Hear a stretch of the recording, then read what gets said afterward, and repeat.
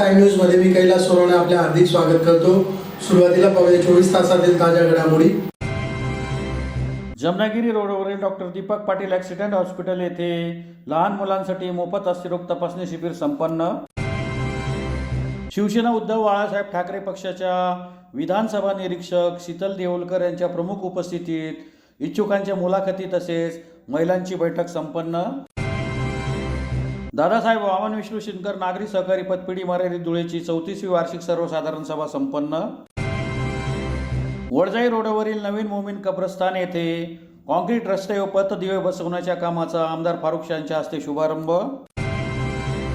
आणि the Shirpur merchants cooperative bank limited शिरपूरची 78वी वार्षिक सर्वसाधारण सभा संपन्न।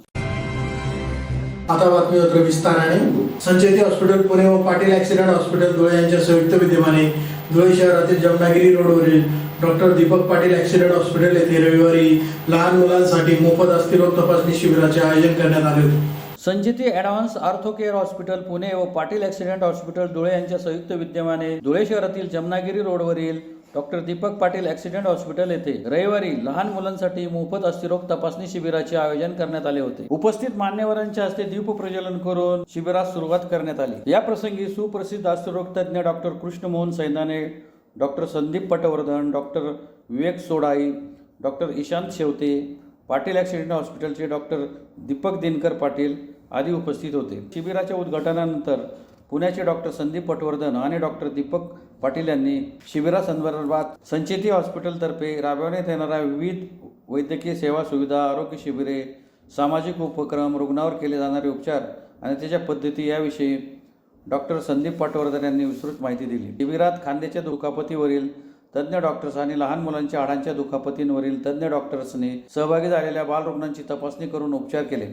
रुग्णांच्या सुविधेसाठी प्रत्येक महिन्याच्या पहिल्या रविवारी संचेती हॉस्पिटलचे तज्ज्ञ डॉक्टर धुळे येथे डॉक्टर दीपक पाटील यांच्या ॲक्सिडेंट हॉस्पिटलमध्ये उपलब्ध असतील अशी माहिती डॉक्टर संदीप पटवर्धन यांनी दिली। लहान मुलांच्या हाडांच्या दुखापतीवरील उपचार पद्धतीची माहिती देऊन आवश्यक उपचारांसाठी पुणे येथील संचेती हॉस्पिटलमध्ये उपचार घेण्याचा सल्ला दिला।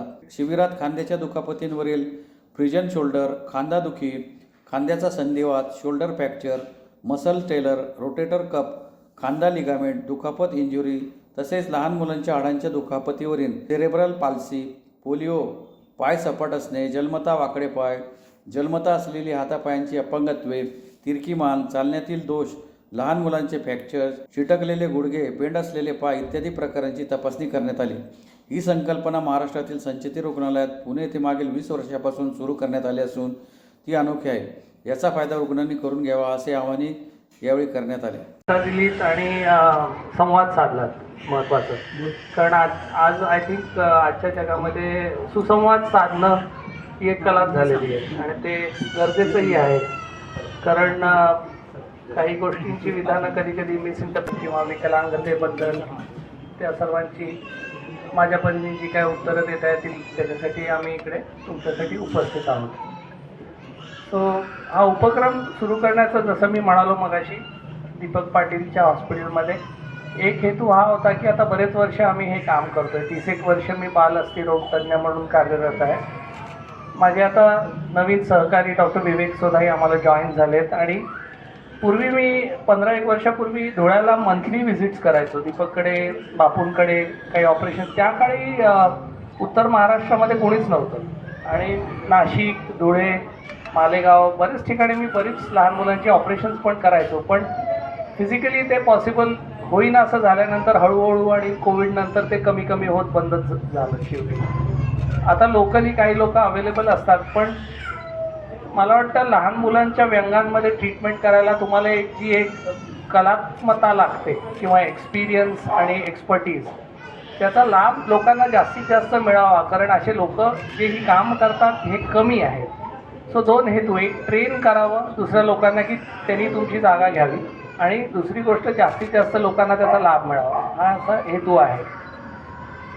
त्यामुळे तुम्हाला शिवसेना उद्धव बाळासाहेब ठाकरे पक्षाच्या विधानसभा निरीक्षक शीतल देऊळकर यांच्या प्रमुख उपस्थितीत शहरातील संतोषी माता चौकातील गुलमोहर विश्रामगृह येथे इच्छुकांच्या मुलाखती तसेच शहरातील महिलांची बैठक रविवारी संपन्न झाली. धुळे शहरातील गुलमोहर विश्रामगृह येथे शिवसेना उद्धव बाळासाहेब ठाकरे पक्षाच्या विधानसभा निरीक्षक शीतल देऊळकर यांच्या प्रमुख उपस्थितीत शहरातील महिला व इच्छुकांच्या बैठकी तसेच इच्छुक उमेदवारांच्या मुलाखती घेण्यात आल्या. या बैठकीत महिला आघाडीची बांधणी व संघटन कसे आहे व कोणत्या अडचणी येतात हे जाणून घेण्यात आले. तसेच डॉक्टर सुशील महाजन, माजी आमदार शरद पाटील, शिवसेनेची बुलंद तोफ महेश मिस्त्री यांनी देखील आपल्या मुलाखती दिल्या. महाराष्ट्रात ज्या ज्या ठिकाणी भगवा फडकू शकतो त्या त्या ठिकाणी शिवसेनेची मोर्चे बांधणी सुरू असल्याचे शीतल देऊळकर यांनी सांगितले. यावेळेस महिला जिल्हा प्रमुख हेमाताई हेमाडे, जिल्हा प्रमुख अतुल सोनवणे, डॉक्टर जयश्री वानखेडे, शुभांगी पाटील, शुभदा शिंदे, रीना वाघ, संगीता जोशी, अरुणा मोरे, सुनीता वाघ, गायत्री लगड, प्रतिभा पाटील, प्रियंका जोशी, भारती गवंदे, अलका जाधव, कमल गवंदे, प्रभा गांगुर्डे, अश्विनी चित्ते, शकुंतला गांगुर्डे,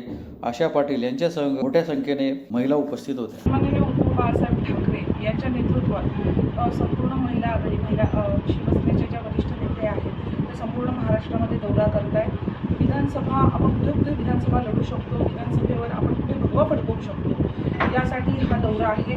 ज्या पद्धतीने संपूर्ण महाराष्ट्रामध्ये दौरा केला जातोय त्याच पद्धतीने उत्तर महाराष्ट्राचा देखील दौरा होतोय आणि या उत्तर महाराष्ट्राच्या दौऱ्याची जबाबदारी मी स्वतः उपनिरीक्षक शीतल शेठ देऊळकर, आमच्या शुभांगी पाटीलताई, माझ्यासोबत रीटा वाघताई आहेत आणि आमच्या अजून एक आमच्यासोबत महिला निरीक्षक आहेत. तर आम्हाला जबाबदारी दिली होती. गेल्या 2 दिवस आम्ही नाशिक शहर आणि ग्रामीण याचा आढावा बैठका घेतल्या, त्यानंतर नगरचा आढावा बैठक घेतली आणि आज आम्ही येथे धुळे येथे आढावा बैठक घेण्यासाठी आलेलो आहोत. आता आमची महिला आघाडीची धुळे शहर आणि साक्री या विधानसभेचा आढावा बैठक घेतलेला आहे आणि यानंतर आम्ही शिरपूर आणि शिंदखेडा या ठिकाणी आढावा बैठक घेण्यासाठी. निश्चितच सन्माननीय उद्धव बाळासाहेब ठाकरे हे याचं संपूर्णपणे डिसिजन घेतील.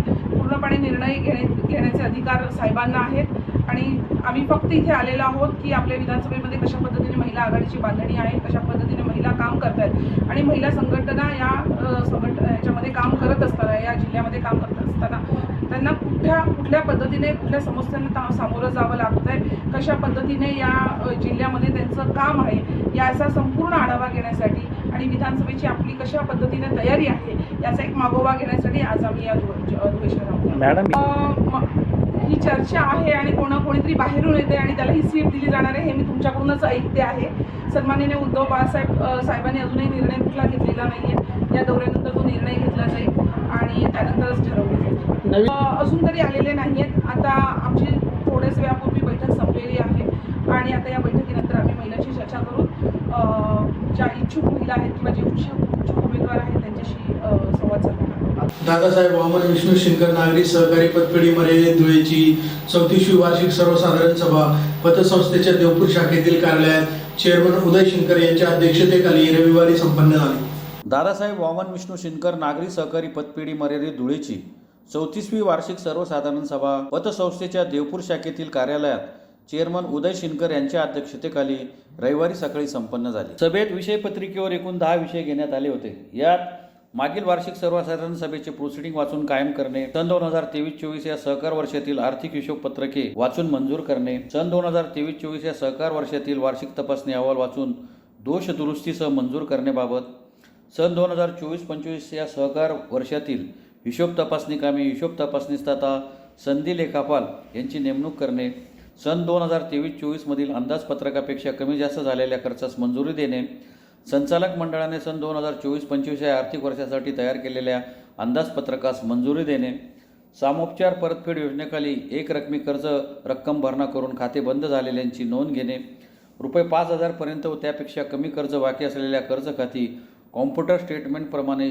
शिल्लक रक्कम येणे असलेल्या कर्ज खात्यांची रक्कम संशयित व बुडीत निधी खाती वर्ग करणे, मुदतीत येणाऱ्या लेखी प्रश्नांचा विचार करणे तसेच आयत्या वेळी येणाऱ्या विषयांचा विचार करणे आदी विषयांवर चर्चा करण्यात आली. या प्रसंगी अध्यक्ष उदय शिंकर, शाखा व्यवस्थापक अजितसिंह राजपूत यांच्यासह संचालक मंडळ मोठ्या संख्येने उपस्थित होते.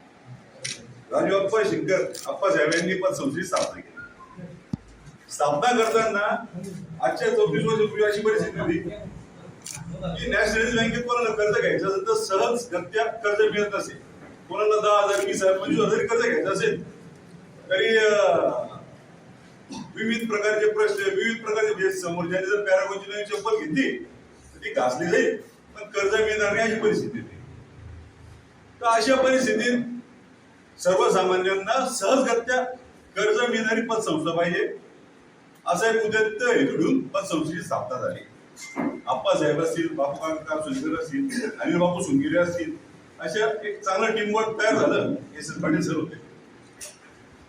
असं एक चांगला टीमवर्क आपल्या टिळकर साहेबांना एक टीमवर्क करून कामाला सुरुवात झाली. आणि हळूहळू जशी पतसंस्थाची दरवर्षाप्रमाणे प्रगतीचा आलेख वाढत होता. प्रगतीचा आलेख वाढत असताना पतसंस्थेच्या माध्यमातून सगळ्यात जे चांगलं कार्य झालं की जो आता तुम्ही जर बाकीच्या शहरात पाहिलं ना, जर चाळीसगावला किंवा प्रत्येक शहरामध्ये अशी 4-5 प्रकारची शेडं जायची. प्रॉपर्टी व्यवहार असतील, माहिती असेल तुम्ही, फक्त काहीतरी 2-3 अग्रवाल कंपनी किंवा ते चाळीसगावला बजरंग सेट होते, बरोबर आहे ना, बजरंग सेट अग्रवाल. धुळ्यामध्ये मायामध्ये 2 दिवस झाले व्यवहार करायचे. प्रॉपर्टी व्यवहार असेल तर काका होते, केले काका, नाना, असे ठराविक लोक होते.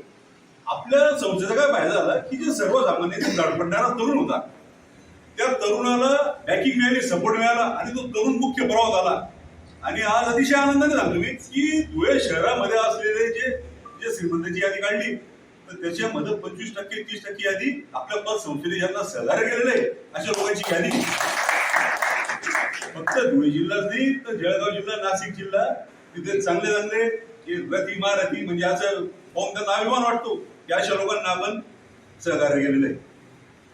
नाशिकला रतनदत्त, त्याला म्हणजे सर्वसामान्य कोणाला भेटायचं असेल, लोकांची फोन येतात की बाबा आम्हाला शाळेमध्ये ऍडमिशन करायची, तर आपलं फोन जातच काय होतं, त्यांना त्यांची अडचणी काळात आपण त्यांना भरीव मदत केली.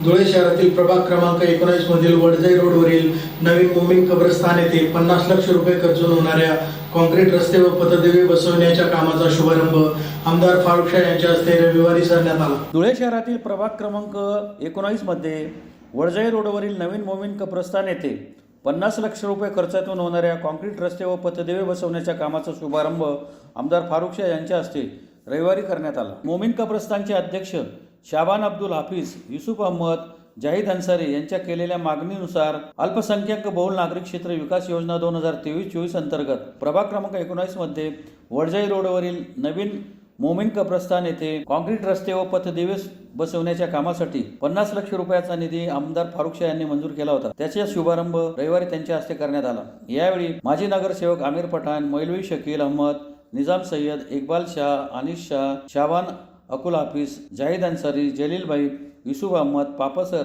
यांच्यासह नागरिक मोठ्या संख्येने उपस्थित होते. रोड पर नया मुस्लिम कब्रस्तान, इस कब्रस्तान के रास्तों का तामीरी काम का इफ्तिताह आज मेरे हाथों से किया गया है. इस काम के लिए हमारे इस कब्रस्तान के जो अध्यक्ष है ट्रस्ट के, हमारे शाबान भैया, उसी तरह से हमारे साथी जाहिद सर, पापा सर, इस इलाके के नगर सेवक आमिर पठान, उसी तरह से जलील भाई, माजी नगर सेवक, और कई लोगों ने मुझसे इस काम के लिए ख्वाहिश जाहिर की थी और उसके मुताबिक मैंने अल्पसंख्यक विभाग से 50 लाख रुपए का फंड मंजूर किया था. आज उसी काम का इफ्तिताह मेरे हाथों अमल में आया है. इस वक्त मेरे साथ हमारे रहनुमा, हमारे मौलवी शकील अहमद साहब, फुजैल भैया, उसी तरह से निज़ाम दादा सैयद, इकबाल भाई शाह, अनीस भाई शाह और बहुत सारे लोग इस वक्त मेरे साथ मौजूद हैं. The Shirpur merchant cooperative bank limited शिरपूरची 78वी वार्षिक सर्वसाधारण सभा पीबीएम म्युनिसिपल हायस्कूल येथे प्रशासक संतोष बिडवे यांच्या अध्यक्षतेखाली रविवारी दुपारी संपन्न झाली. The Shirpur merchants cooperative bank limited शिरपूरची 78वी वार्षिक सर्वसाधारण सभा शिरपूर येथील पाबामा म्युनिसिपल हायस्कूल येथे प्रशासक संतोष बिडवे यांच्या अध्यक्षतेखाली रविवारी दुपारी संपन्न झाली. वार्षिक सर्वसाधारण सभेत एकूण 7 विषय अजेंड्यावर घेण्यात आले होते. यात दिनांक 24/9/2023 रोजी झालेल्या सर्वसाधारण सभेचे प्रोसिडिंग वाचून कायम करणे, सन 2023-24 या अहवालाचे वाचन आणि ताळेबंद व नफा-तोटा पत्रक मंजूर करणे, सन 2023-24 चा सनदी लेखापाल Ajit P Ranade and company chartered accountant Satara यांचा तपासणी अहवाल उपलब्ध झाल्यास वाचून मंजूर करणे, सन 2024-25 या आर्थिक वर्षाचे लेखा परीक्षणासाठी सनदी लेखापाल यांची नेमणूक करणे, सन 2023-24 या आर्थिक वर्षाच्या अंदाजपत्रकाच्या कमी अधिक खर्चास मान्यता देऊन सन 2024-25 आर्थिक वर्षासाठी प्रशासक यांच्या आदेशान्वये तयार केलेल्या अंदाजपत्रकास मान्यता देणे, मुदतीत आलेल्या अर्जाचा विचार करणे, प्रशासक यांच्या आदेशान्वये आयत्या वेळी जरुरीचा व महत्त्वाचा ठराव मांडण्यास परवानगी देणे व त्यावर विचार करणे आदी विषयांवर चर्चा झाली. या प्रसंगी प्रशासक संतोष बिडवाई, व्यवस्थापक संजय कुलकर्णी आदी उपस्थित होते. सध्या विभागीय उपनिबंधक सहकारी संस्था नाशिक येथे कार्यरत आहे आणि 27 एप्रिल पासून या बँकेचा प्रशासक म्हणून कार्यरत आहे. किती दिवसासाठी आपली 6 महिन्यासाठी केलेली आहे. तो कालावधी 8 ऑक्टोबरला पूर्ण होईल. या बँकेची वार्षिक सर्वसाधारण सभा पार पाडली. त्यामध्ये आपण एकूण याबाबतची 7 विषय आपण विषयपत्रिकेवर होते. त्यामध्ये एक विषय असा होता की 23-24 जे काही आपलं आर्थिक वर्ष आहे त्यामध्ये लेखापरीक्षण अहवालाला मंजुरी देणे, परंतु आजपर्यंत लेखापरीक्षण अहवाल प्राप्त नव्हता. आर्थिक पत्रकं प्राप्त होते. त्यामुळे आपण ह्या 15 दिवसांमध्ये यामध्ये जे काही मागच्या वर्षी त्यांनी मंजुरी दिली होती त्या मंजुरी दिलेल्या लेखापरीक्षकाने ह्या बँकेचा ऑडिट करण्यास नकार दिला होता. त्यामुळे साधारण आपला बराच वेळ त्यामध्ये वाया गेला आणि 9 सप्टेंबर रोजी आपण नवीन रानडे साहेब यांची आपण नियुक्तीचा आपल्याला RBIची मंजुरी आली होती. त्यामुळे थोडा वेळ कमी पडला. त्यामुळे आपण यांचे आर्थिक पत्रकं आपण दिले होते पुण्यनगरीमध्ये पेपरमध्ये. यामध्ये साधारणतः 18 कोटी रुपये प्रथमदर्शनी तोटा आलेला आहे. तो तोटा म्हणजे काही मागच्या संचालक मंडळांनी रिबीट दिलेला आहे, त्याच्यामध्ये 1 कोटी रुपये गेलेले आहेत. बँकेच्या आर्थिक परिस्थितीची त्यामध्ये मोठ्या प्रमाणावर बातम्या पसरल्यामुळे ठेवीदाराची रांग लागली होती आणि इथल्या स्थानिक पदाधिकारी आणि ऑफिसरनी गव्हर्नमेंट सिक्युरिटीज विकल्या. गव्हर्नमेंट सिक्युरिटीज ह्या कमी भावात विकल्या गेल्यामुळे त्यामुळे 1,20,00,000 त्याच्यामध्ये आपल्याला तोटा आलेला आहे. आणि हायपोथिकेशन कर्जात साधारणतः 8 कोटी रुपये व्याज वसुली कमी आलेली आहे. अपेक्षेपेक्षा व्याज वसुली कमी आलेली आहे आणि ती तरी त्या खर्चात दाखवलेली आहे. त्यानंतर एकूण कर्ज वसुलीमध्ये 9 कोटी रुपये कर्ज वसुली आपल्याला कमी आलेली आहे. 9 कोटी रुपये व्याजाची. मला असं सर्व बँकेच्या कर्मचाऱ्यांनी आणि जर शिल्पवासियांनी मदत केली तर नक्कीच बँक रिवायवल होईल अशी मला अपेक्षा आहे. आणि ही वार्षिक सर्वसाधारण सभा ही खेळीमेळीच्या वातावरणात पार पाडली. पुन्हा एक नजर ठळक घडामोडींवर. जमनागिरी रोडवरील doctor Deepak Patil accident hospital येथे लहान मुलांसाठी मोफत अस्थिरोग तपासणी शिबिर संपन्न. शिवसेना उद्धव बाळासाहेब ठाकरे पक्षाच्या विधानसभा निरीक्षक शीतल देऊलकर यांच्या प्रमुख उपस्थितीत इच्छुकांच्या मुलाखती तसेच महिलांची बैठक संपन्न. दादासाहेब वामन विष्णू शिंदकर नागरी सहकारी पतपेढी मर्यादित धुळेची 34वी वार्षिक सर्वसाधारण सभा संपन्न. वडजाई रोडवरील नवीन मोमीन कब्रस्तान येथे कॉन्क्रीट रस्ते व पथदिवे बसवण्याच्या कामाचा आमदार फारुख यांच्या हस्ते शुभारंभ. आणि the Shirpur merchants cooperative bank limited शिरपूरची 78वी वार्षिक सर्वसाधारण सभा संपन्न. याचबरोबर श्रीराम टाइम न्यूजची बातमीपत्र संपले. दिवसभरातील ताज्या घडामोडींसाठी पाहत राहा श्रीराम टाइम न्यूज. भेटूया पुढील प्रसारणात. तोपर्यंत नमस्कार.